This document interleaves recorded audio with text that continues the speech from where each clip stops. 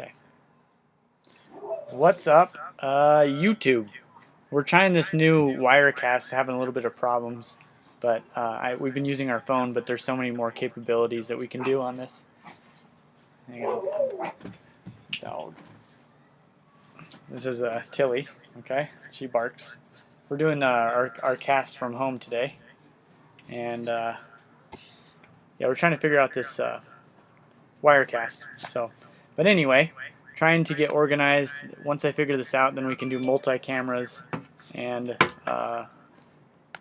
make the YouTube live thing way better. So I can talk. We can have a separate camera and all that. But anyway, this time I was trying to be a little bit more organized. I got some people left some messages. They were wanting some help for our YouTube live. And so the first one is, my Honda Ruckus will die at stoplights, starts right back up and runs fine going down the road. Seems like it's flooding itself when you come to a stop. I took the car apart, cleaned it. It was a little dirty. Still have the same problem. The first thing I would check is the idle. I know it sounds kind of basic, but honestly that's what it sounds like. And then check for vacuum leaks as well. I'm going to add a picture of where the idle adjustment is on the Ruckus. So basically you're going to lift up the seat there, right up under the seat, and you'll see the carburetor, and looks like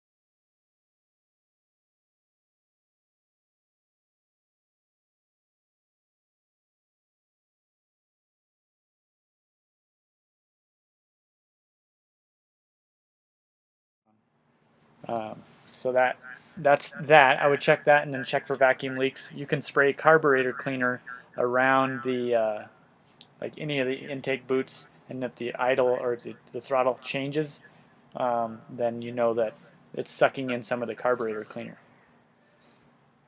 So hopefully that answers your question. What's the right gears to hit 90 miles per hour? The right gears? On what? What are the right gears to hit 90 miles an hour is the question. What is the model? If it's a GUI 6 engine, then you want to go 40% gears. And you also want to have a big motor to back that up. I have a 232. It'll do, I've only got it up to 70, but I know it'll do 100. It's got plenty more. I just bought actually a case brace because I was a little bit freaked out about going 70 miles an hour on a Ruckus. Here it is. This sucker bolts to the case, your GUI 6 engine case. It's reinforced metal. And my buddies over at Warfab built it. I found them on Instagram. They also made me a GUI 6 stand. This is their logo if you want to find them. But these things, if you're going 90 miles an hour, or whatever, 50, 60 miles, that doesn't matter if you're going 30. If you have an open belt drive on your GUI 6 Ruckus, you need this to be safe. I was a little sketched out going 60 miles an hour on the Ruckus without it. I'll put that on and we'll do a video on it. What else we got? Oh, we did. And then we've got another question. What is the basic diagnostic procedure if you don't know anything about the bike, say it doesn't run? So the first thing you need to know about whenever you don't have a running motorcycle, scooter, ATV, you need to find out if it has a fuel, spark, or compression problem. I'll get back to that. We got a question here. Wayne says he put an aftermarket exhaust on his 150cc 4-stroke, and it does a pop a little when he lets off the gas. Can he adjust it, or should he go another direction? And if he runs it that way, will it hurt it? I'd go one size up on the Pilot Jet. If it pops at decel, then that's a lean condition. A lot of people think when it pops, it's too rich. It's got too much fuel, but actually it's not getting enough fuel. And that idle jet is going to solve that. But of course, if it's an open exhaust, it's going to pop a little bit. But if you're getting like a backfire pop, then yeah, you need to go up on the Pilot Jet. just go one size up. The other thing you can do is raise the needle on the carburetor on the diaphragm, but I wouldn't do any of that unless you start dealing with the pilot first. Hopefully that answers that question. We got our guard dog here. Back to that, what is the basic diagnostic procedure? So when you don't have a running engine, you have three things to check: fuel, spark, and compression. The easiest thing to do for compression, if it's a scooter, you can just kick it over. You can pretty much feel the compression to see if it's good or not. So that gets that out of the way. Or you can just, the proper way would be to remove the spark plug and install a compression gauge and check the compression. The other thing, so that's how you check the compression. And then the spark, you want to, while that spark plug is out, you want to attach the spark plug to the coil and ground out the spark plug and see if it has spark by cranking the engine over.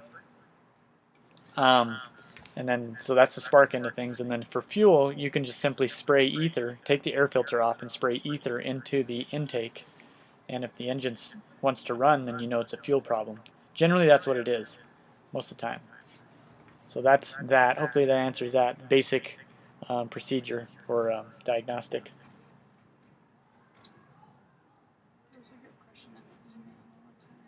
I also had a question for what does a starter solenoid do, and what is the basic diagnostics?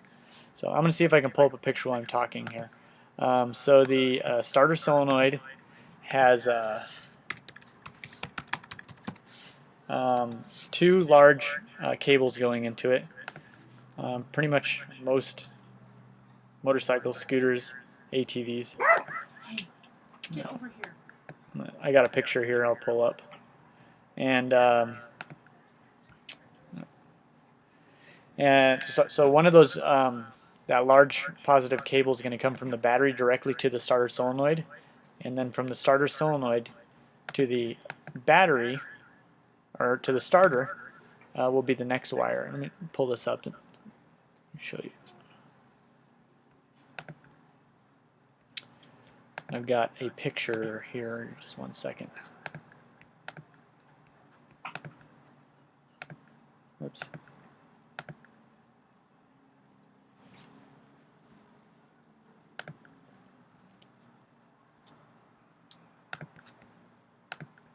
So this is a really grainy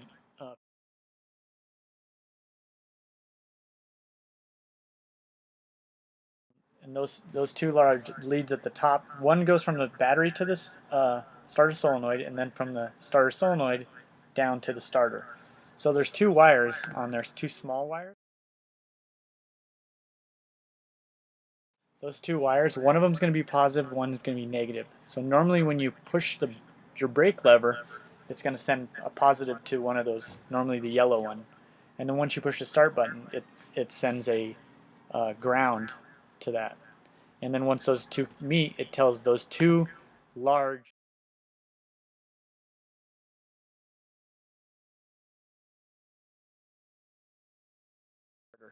to turn. So hopefully that answers that question.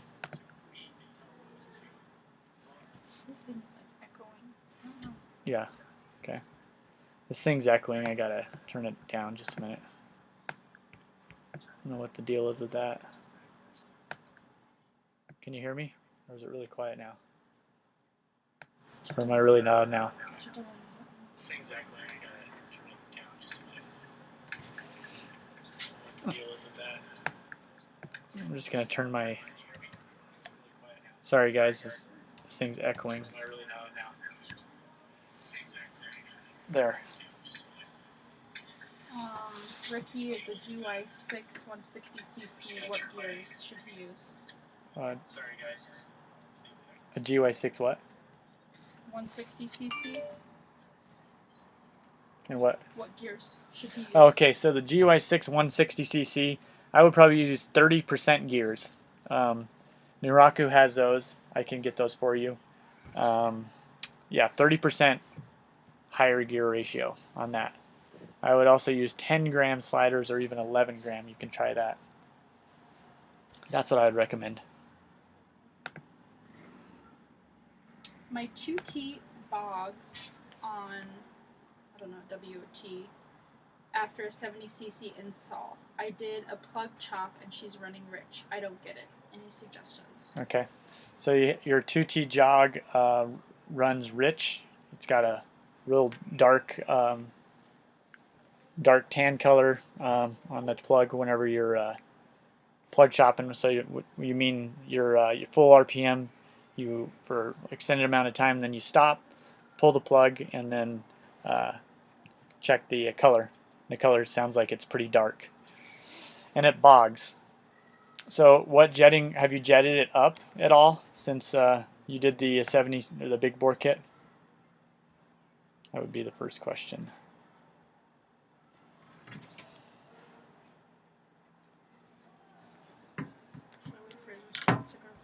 We can go to the next. Todd has a 2005 Zuma, just bought it last week. Seems like the rear clutch is binding on the outer bell. The bell is literally pretty much touching the pads. Okay, so what I would check first, if you think the clutch is binding, put it on the center stand, turn the wheel, and if the wheel binds up, we'll make sure the brakes aren't being pulled at all. You can loosen the 14mm nut on the back, and then you can check to see if your wheel has any binding at all. It's really hard to tell. The question would be like, do you know for a fact it's binding? Can you move the clutch around when you have the CVT off? Can you move that bell around?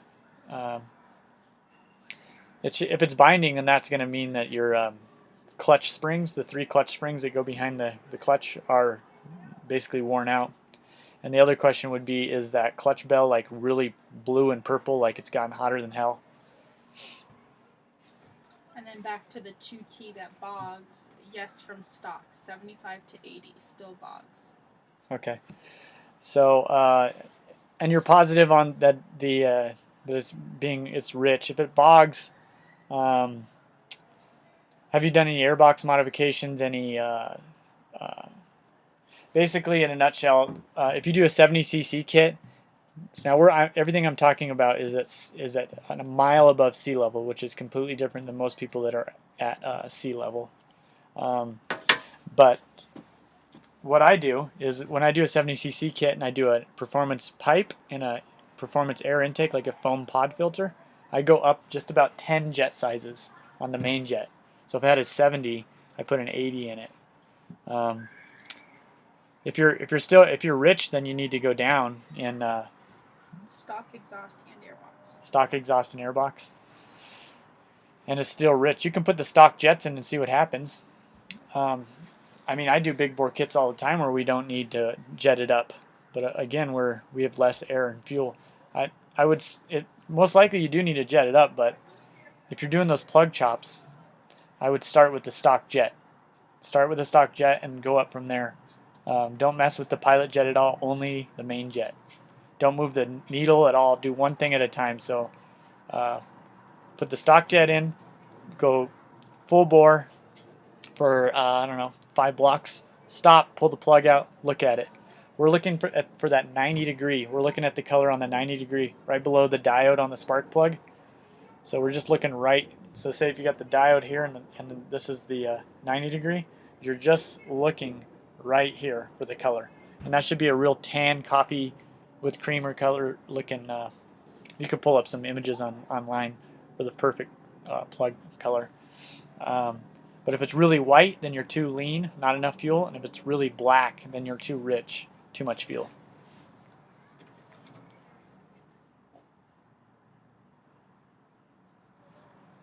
Whoa.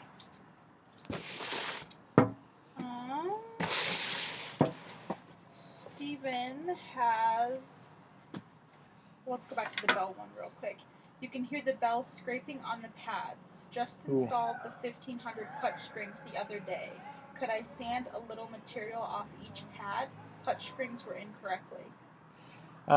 If it's binding like that, then they're not the right clutch springs. That means that the clutches, they swing out on a pivot, and if they're doing that too early, or like, can you move the shoe that's on there? Can you move it back and forth? If you can, then that's the wrong springs. Something's going on where it shouldn't bind at all.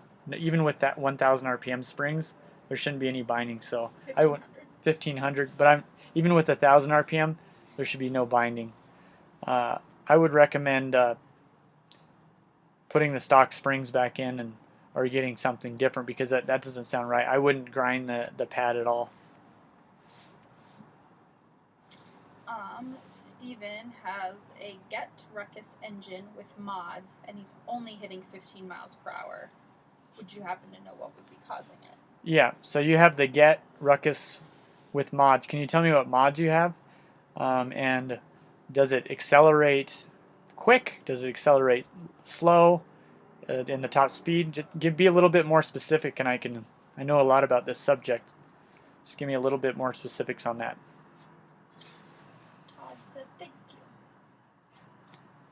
But what I would recommend just doing, I think if you use your stock clutch and you use like a 4.5 gram or a 5 gram Dr. Pulley slider with your stock clutch, don't mess with the springs at all, I think you'll be really happy with the results. I haven't seen for me, it's not really worth it a ton, not on those jog motors. If you want a little top speed, you do the transmission kit as well. The transmission kit, where you open up where the gear oil is and all that, you can go up, 10, 20, 30%. You can get those jogs. I've had one of those jog motors go 70 miles an hour easy.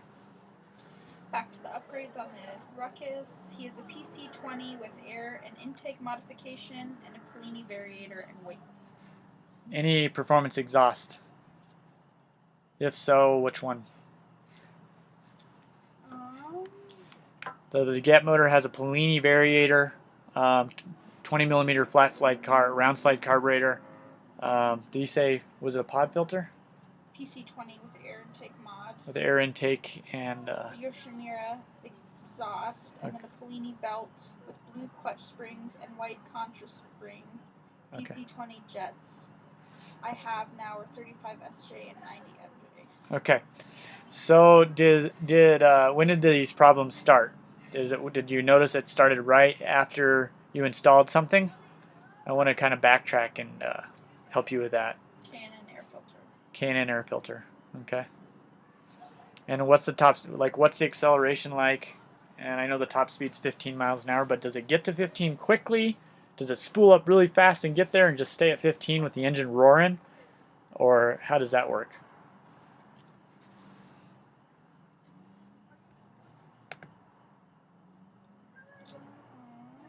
You want to stay on that topic or go to I have somebody that asked a question. After he rejetted, I went from 35 to a 38, which then started to bog. Okay. So when I had the 35 jet in it, It spools up to 15. it spools up to 15. And it doesn't go any faster. But when it gets up to 15 like quickly, like you're really excited about it, and then all of a sudden it's like nothing, and the engine's smooth and it's high. Because what I'm trying to figure out here is, are the variator sliders way too light? Is the engine revving up like to balls to the wall, and you're only going 15, or is the engine like cutting out and that's what I'm trying to figure out before I dial in.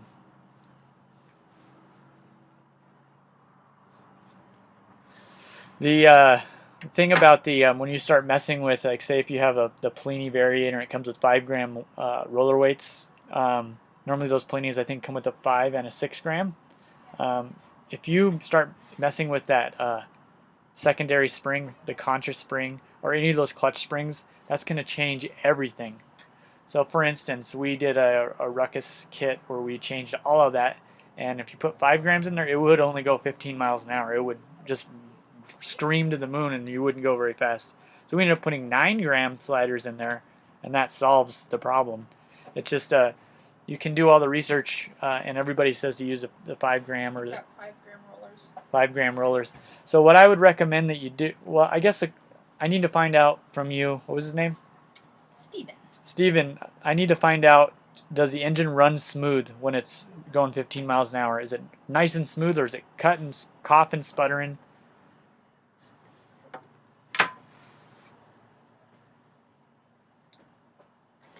Got my cell phone video light, classic. We should probably like do this inside next time, huh? Or earlier. Normally we do this YouTube live, like we don't ever put a time on it because it's Saturday and my day off, so we don't want to. Sounds like it's surging. Sounds like it's surging.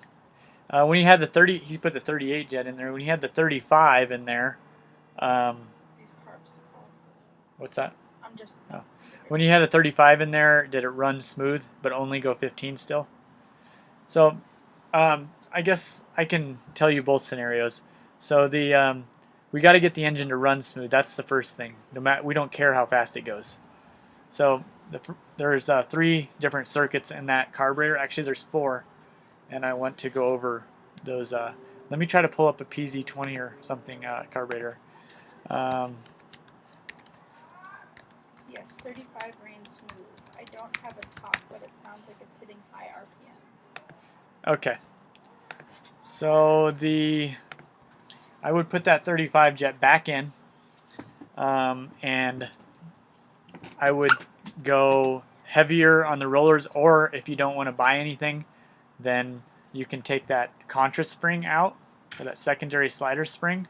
Just make the clutch completely stock again, and then you should be able to, with that setup, you should, I'm at a mile above sea level, and with that same setup, pretty close to that same setup, I can hit like 48, 50 miles an hour. So it's a PT Swinney Shingway. PT, yeah. PZ20. PC. PC or PZ? He's saying PC. PC20. They're the same anyway. You want some bug spray? You good? No, I'm good. I'm trying to find like a good. Well, here's something I can. I'm just copying these images off Google really quick, so that we can kind of show you how to tune those PZ20 carbs.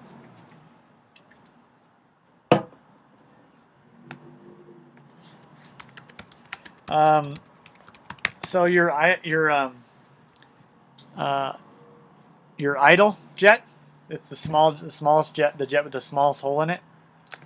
That will control your idle. Generally, I don't mess with those unless we're having big problems with idling. The next thing is the next in row of tuning. What I do is try to get it high RPM. If you want to get it smooth, most of the time you have to jet it up. The only real way to do that, there's 2 different ways to check the air-fuel mixture. The easiest way is to go as fast as you can for like 5 or 6 blocks, pull the spark plug out, and you want, you know, like a nice tan color right at the top of the plug. You're looking at so if this is the diode and this is the plug, you're looking there for that tan color. And then the next step is to check the needle height. I just want to pull this picture up really quick. Right here. Where is it at? This. Oh well. Anyway, there's a needle that's in the slide. So when you pull the carburetor up,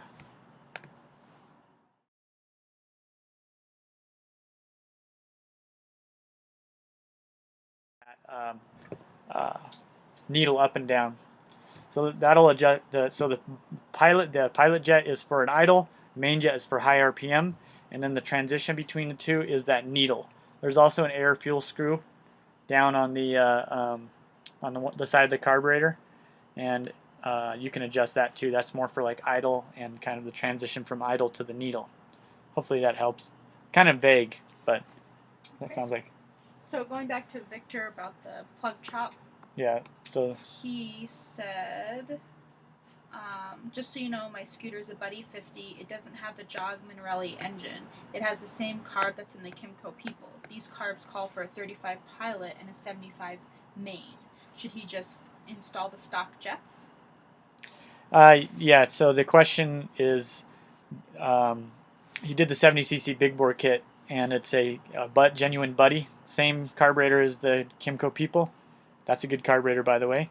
Yes, I would put the stock spark plug or the stock jetting back in there, and I would run it, and I would do a plug chop just like that, because there's a lot of times where I don't rejet. It all depends on what the plug looks like.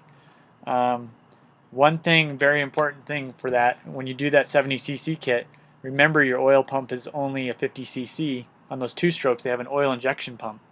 It's not like the 4 strokes where you know, like your car, where you have a dipstick and there's a bath of oil and it splashes and sucks the oil. It's not like that. These 2 strokes, they have an oil injection pump, and then it just drips oil right into the carburetor. And so remember, you have a 50cc oil pump, and you just installed a big bore kit, probably a 70cc, and you're not going to get enough oil. So when you fill up your gas tank, you want to add about an ounce, just a cap full of oil, about an ounce, to compensate for that larger displacement. And then I guess real quick back to Steven. He said he's got the needle set in the middle position and the AF screw set at 2.5 turns out. Okay, that sounds about right. But everybody, they're all different, definitely. I'm going to try to turn this light off behind me. Keep that.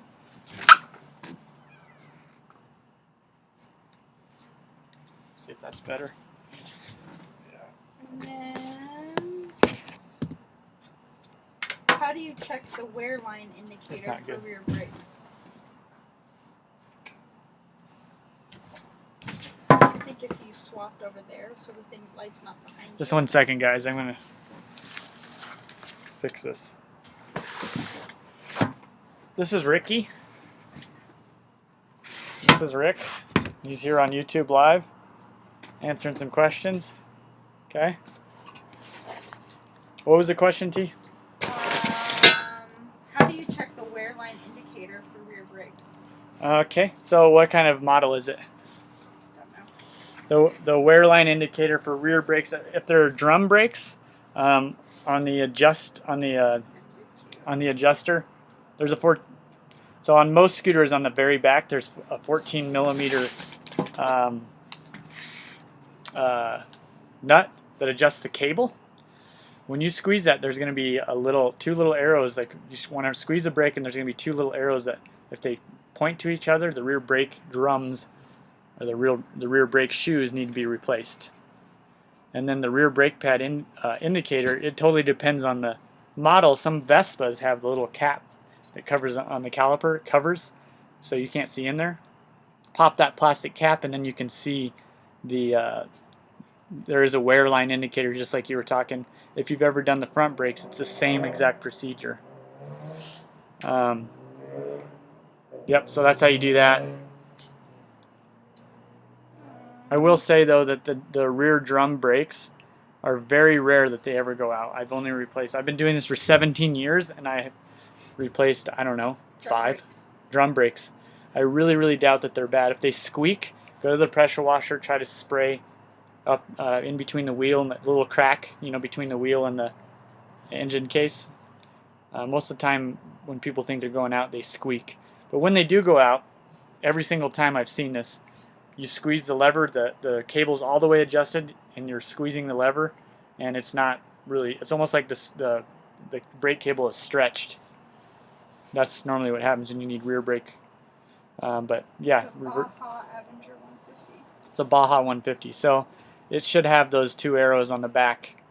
Also, the other thing is, when you're squeezing the rear brake, and if it feels really squishy, go to the back behind the rear, basically where you change the gear oil, and tighten that 14 millimeter. Get a deep 14 millimeter socket, put it on there, crank it a few times until your left brake matches your right brake. You want them to match the way that the pressure. Shannon want to know, are there any handling benefits in doing a stretch kit on a Zuma 125? It's lowered and has RRGS shocks in the front and rear. She has a stretch Ruckus with RRGS suspension. Kit on a Zuma. On a stretch kit on a Zuma, that's pretty rare, at least where we live. But I've never actually ridden a stretched Zuma. But if it's like a Ruckus, You already have all the good stuff. There's really nothing that I know of that's gonna improve. I mean, you can get better shocks, of course. Owen shocks, you got to pay for them. They're expensive, but you already have pretty decent shocks. If it's lowered in the front or the rear, like mine, I have NCY shocks in the front of my Ruckus. I lowered it. Oh man, that made a horrible. It's not good. If I had to do, I'm gonna actually put it back together so it's not lowered anymore when I get the 13-inch wheels. That's what I would recommend. So if it's lowered, put the stock stuff back in. Okay, and now someone's got 150cc, and how do I know if my clutch is slipping because I have no takeoff power? Okay, so he has 150cc. What was it, GY6? Just 150cc. I don't know what exactly it is. It's probably a GY6. 150cc scooter. It has no takeoff speed. What I would recommend that you do, pop that kickstart cover off. On those 150s, you have to, different than the 50cc's, you have to pull the kickstart lever off, and that's in the very middle. And then there's I don't know. GY6. Yeah, it's a GY6. Okay, so there's 10 bolts on that go around the cover. Pull that off. Be careful not to have that shaft come out with the case. That shaft stays stationary, otherwise it's more difficult to get back together. The front pulley it's called the variator. Undo that. I have a video online. You can just pull it up on YouTube. Variator video. Pull those rollers out of there. There's 6 little rollers, and they're 18 by 16 inch or millimeter rollers. I think they're 14 gram weight. Well, the lighter the weight you go, the faster your takeoff's going to be. I would recommend on those 150cc's 10 gram sliders. Rollers and sliders are 2 different things. You can go back and check that on one of our videos. We show the difference. But what you're looking for are those rollers flattened. That happens quite a bit. If you have more than 2,500 miles on it or 4,000 kilometers, chances are those things are totally shot, especially if they're original Chinese ones. I recommend Dr. Pulley 18 by 16 10 gram. We have those on our website. I think they're $38. Back to the brake question. Is it convenient to use Modal 20W50 oil instead of Bajaj 10,000 20W50 oil? For the brakes, or what is the question? I don't know. Modal oil. Just talk oil in general. Okay, so the engine oil, 20W50 is a really good oil for air-cooled engines. That's what Harley Davidsons use. That's what I recommend. I also use 1040 all the time too. Just a good quality oil, really. Change it every 500 miles, even if that's what I do that's what I recommend to everybody. 500 miles, that's a lot of miles on a scooter. Moto oil, that's really good oil. I don't know much about that Bajaj oil. But yeah, anything. I don't run synthetic. It is good, definitely. I just had bad luck with it when I was working on American V-twin for years. Every time I'd use it, bikes would leak. That's the reason why I don't use it. I'm kind of stuck in my way. Okay. Just trying to keep track of all these. Tia's going through some of the questions here. We've got another one coming up here. Just got a GY6 installed. What do you recommend for the first modifications? Looking for a faster takeoff. Okay, just got a GY6 installed. I imagine like a Honda Ruckus. Yeah, 10 gram Dr. Pulley sliders. That's the best bang for your buck. You could do it on your own. It'd take you about, I don't know, half hour, 45 minutes. $38 on our website. You want the 18 by 16, 10 gram Dr. Pulley sliders. That's the best bang for your buck. Quickest upgrade. Next thing, I don't think we have this on our website, but I can get it for you. The oil pressure release, what do they call it for? Pressure release system. Basically what it is you take your dipstick out, you install this little device that allows you to plug a hose in, and it basically releases the head pressure and the pressure inside the engine. And those guys aren't too expensive either. I believe they're called the pressure relief valve or something like that. But those are the 2 really cheap easy upgrades that you can do right off the bat. Of course, there's big bore kits, cams, things like that you can do too, but those 150s, put the 10 gram in there, you'll really like it. Guaranteed. Going back to that clutch slipping, he says, when I throttle, I can see the clutch running, but it's not grabbing the bell housing. I removed the clutch and the shoes look good. I want to, how many miles are on that? So he says, the GOI 6, he pulled the bell housing off. The shoes look good. He can't see it move. What is it? He can see it moving when he revs it up. When he throttles, he can see the clutch running, but it's not grabbing the bell housing. Okay. I mean, God, I'm just going on basic my experience. I can guarantee those variator sliders are too heavy or they're really flat. And can you tell me how many miles or kilometers are on your 1020? 1020? Yeah. If you've never 1020, normally they do it in kilometers. I think that's what he's referring to. Yeah, if it's 10,020 kilometers, or I think that's what he's saying. Then those Chinese scooters, you want to replace the variator rollers about every 2,000 kilometers. I would recommend those things are probably flat as can be. Or if you just want to do a quick upgrade, you can do our GY 6 transmission kit, and it comes with the clutch, the belt, everything that you would need. I think it's $230, and that is all performance, and that'll solve any problems you're having. But if you oh, I just kicked my other dog. Damn it. The other one is if you just want to figure out the problem, the first thing to look at is those variator rollers. I bet you they're flat. So check that out. Alright.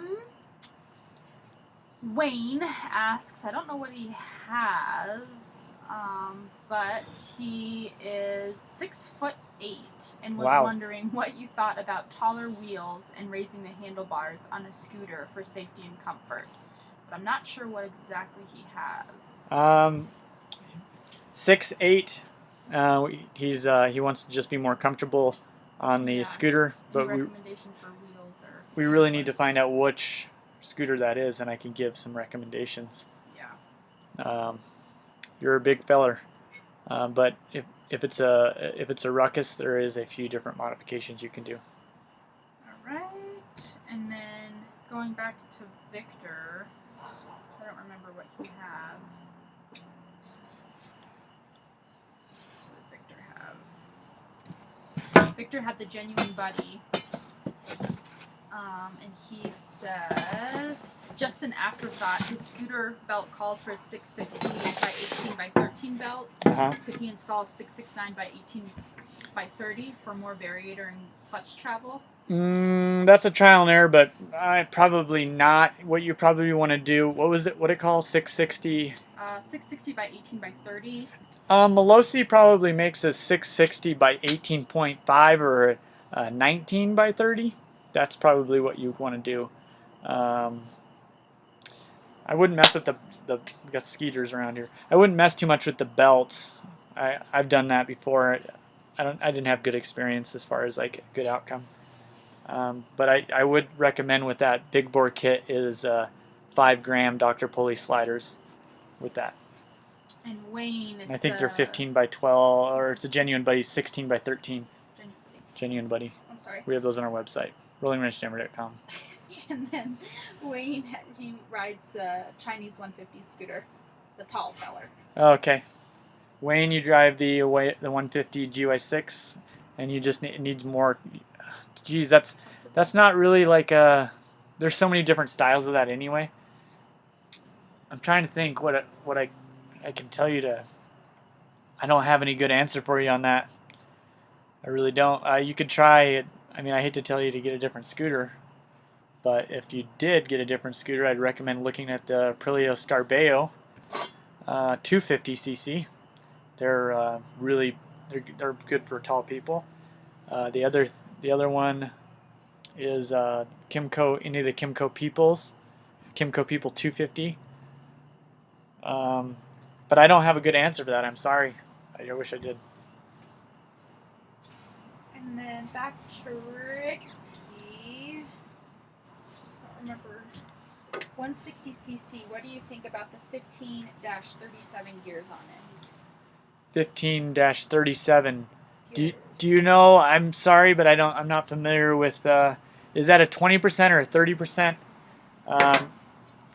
I would go 30%. I don't know what those gears are. I apologize. He's the one who had the GY6 160. Right, the GY6 160. He wants to know if the what size? What were they? 37. 15/37 gears. What do you think about that? I'm gonna do a quick search real quick and find out what gears those are.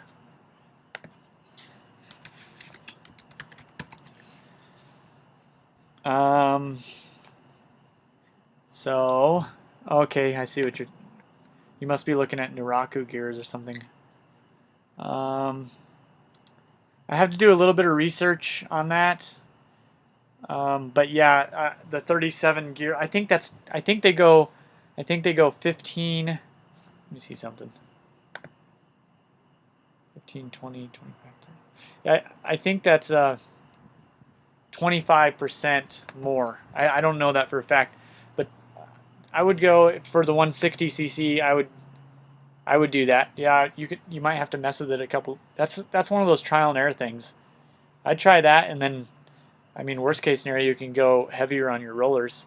I don't know if you've seen those tuner kits. We have those on our website too, but you can, if you go larger on those, if you do that 37 or 38, you can mess with the variator rollers too, so that the engine revs higher.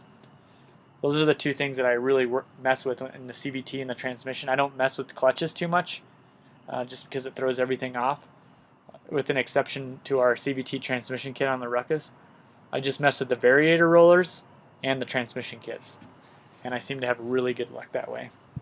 So I would say get that transmission kit that you're interested in, and get a roller tuning kit, so you can mess with that. Unless you're lucky, you might just hit it right on the head. But tuning, there's never like a good answer, because I don't know how much you weigh. I don't know what wheels you have. There's just so many there's so many things to that. Okay. On the GY6 150cc with the 171 upgrade, is it worth it to add the 4-valve head? So, short answer, it's not that great. I mean, don't get me wrong, it's pretty sweet. The question was, if you didn't hear it, is it worth getting the 4-valve head with the 170cc? Is that what it was? I'm sorry, what was it? What size was the engine? It's a 150cc with the 170cc upgrade. Is it worth it to add the 4-valve head? So if you're doing a lot of like high RPM riding, then yes, it's worth it. If you're just cruising around town, then you're better. So anytime you increase, like if you have 3 valves, 4 valves, your RPM is going to be much higher, from what I've learned. And then the 2 valves are going to have better torque. So if you're going balls to the wall all the time, then yes, it's worth it. But I would recommend looking into getting a 2.5 millimeter stroker crank and making that a 186 cc, I think it is. Stroker crank with a 63 millimeter bore, 2.5 millimeter stroker crank. I've done that. I've done a couple of those 4-valve heads, and they are sweet.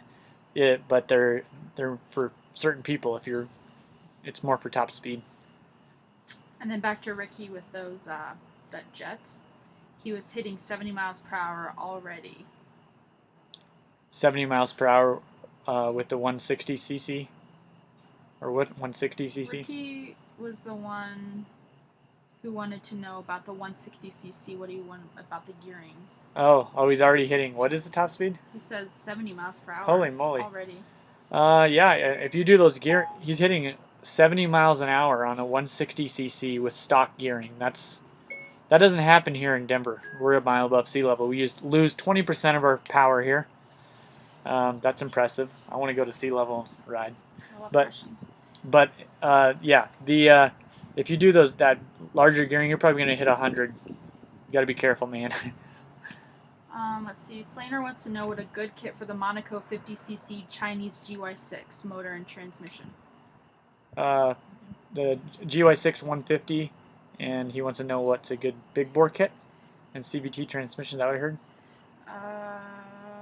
What is a good kit for the Monaco 50cc Chinese GY6 motor and transmission?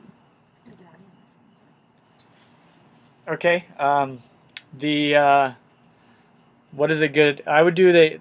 It depends how much money you want to spend, of course, but a good kit for starters. I always try to upgrade the 150cc and then transition into the big bore kit, unless you know unless you just know you want to go straight to the big bore. You can do that Cvt Transmission Kit. It's on our website, $230. That is a great kit because it's already tuned. It's got the performance clutch, performance variator. It comes with the belt. It's Teflon coated pulley. That'll give you better acceleration, better top speed. If you're going to do a big bore kit, the biggest you can go is 61 millimeters without boring out the engine cases. A good kit for that is the NCY stuff is really good, and then the Prima stuff's really good. It's all pretty good. I wouldn't mess with any of the eBay Chinese stuff. That's for sure. Okay. Does a racing CDI work on any 50cc scooter? Should I just order mine because my old CDI is limited? Doesn't go downhill fast. It slows itself. Okay. So CDI boxes, I've gone through, like, we bought from China a ton of the cheap ones. We did the name brand ones. The CDI boxes are very important that you get a name brand good one. The Chinese, like the ones with the little blue anodized aluminum, those are complete junk. And not to mention they go out. We ordered probably 50 of these, and every 10th one didn't even work while we plugged it in. So I really advise staying away from the eBay stuff. I would do a Ruckus CDI box, no rev CDI. Those are really good. Anything made in Taiwan is really good. Stay away from Chinese electronics if you can. See, I'm trying to think. Yeah, we have one on our website. It's a Monaco AC CDI with an adjustable. You can advance the timing and stuff. It's pretty cool.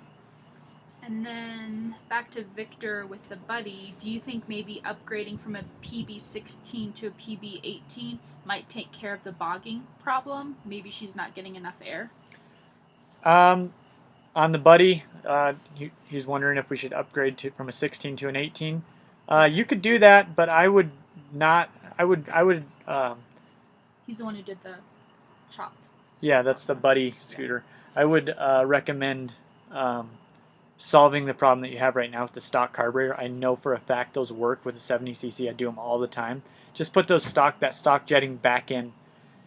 Do that plug chop before you go into the 18. If you do the 18, I recommend doing an exhaust system with it.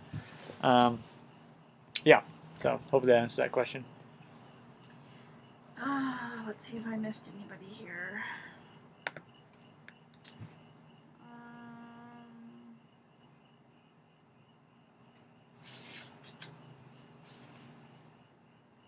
What are we at right now? I don't know. It doesn't tell me. All right, let's see. We're going to wrap things up here in just a minute because we're getting bit by mosquitoes. We're kind of playing with the times to see if we had better viewers later in the evening than in the middle of the day. We tried to make these about an hour. We're at 45 minutes right now. So anybody have any questions before we wrap this up? You can always submit questions in the comments, and we try to go over those throughout the week. I have a question I need to answer for somebody from last week. How does the charging system work? So the charging system on a scooter, or anything for that matter, as far as power sports involved, there's three components, or there's two components, two main components to the charging system. So like on a car, you have an alternator. Well, on a motorcycle, scooter, or ATV, you have a stator, which is creating the charge, and then you have a rectifier regulator. So what the stator does, generally they're AC voltage. whenever the engine's running, the AC volts are pumping to what you call the rectifier regulator. It's a little box with fins on it. The rectifier regulator converts AC volts to DC volts and sends that voltage to your battery to charge it. Not only that, the voltage regulator, or also known as the rectifier regulator, regulates how high that voltage goes. You don't want if you're checking your charging system, but with a multimeter, and you put the positive on the positive, negative on the negative, and you set it to DC volts, you don't want the voltmeter to go above 15 volts. If it does, your rectifier regulator is most likely bad. If you're not getting any voltage at all, then you're going to want to do a stator test. That's a whole other deal in itself.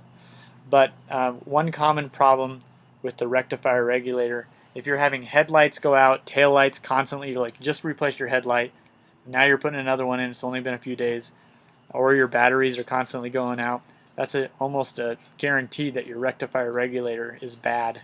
It's not regulating the voltage, and it's pumping out 16, 18 volt DC volts. So that's something to think about there. All right.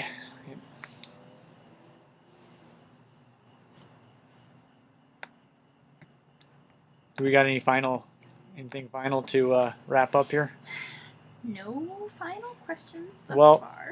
we appreciate you guys tuning in to our YouTube live, and we're happy to help. If you just click that little blue bell that's in the corner on the right hand corner of the video, that'll notify you when we go live. You probably already did that, but if you haven't, make sure you're subscribed. Click the blue bell on the bottom right, and then you'll be notified when we're live. We normally do Saturdays. Actually, we have every day for a month, every week for a month now, and sometimes I might pop in and do a few lives. Ricky wants to know what the best oil to use is. So the best oil to use, in my opinion, is that Moto oil for 2-stroke. For 4-stroke, I don't really have a favorite for 4-stroke. There's so many good ones. We use Silcoline every day. And what is the other brand that we use? We got this new oil from Parts for Scooters. I forget what it's called. That Silcoline is what I use. We carry synthetic, and we carry the bulk oil, which is what I use. But that Moto oil for 2-stroke is what I recommend. Just wait just a second, because you're super delayed on my aspect.